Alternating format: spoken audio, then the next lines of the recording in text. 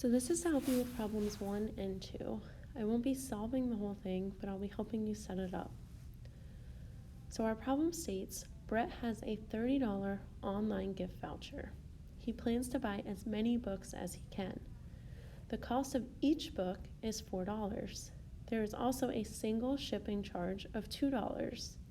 How many books can he afford without spending more than his gift voucher amount?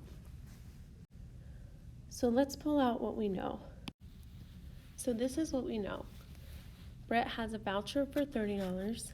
Each book is $4. He'll have to pay a single shipping charge of $2, and he can't spend more than $30. And our variable would be how many books Brett buys. So if Brett cannot spend more than $30, that would mean that whatever he buys needs to be less than or equal to $30. Now you need to figure out what is less than or equal to $30. So the thing that would be less than or equal to $30 would be the $4 Brett spends per book plus the $2 in shipping. Now you need to go ahead and write this into an inequality using the variable. And then for question number 2, you're going to solve the inequality and tell me which answer would give him the maximum amount of books he can buy.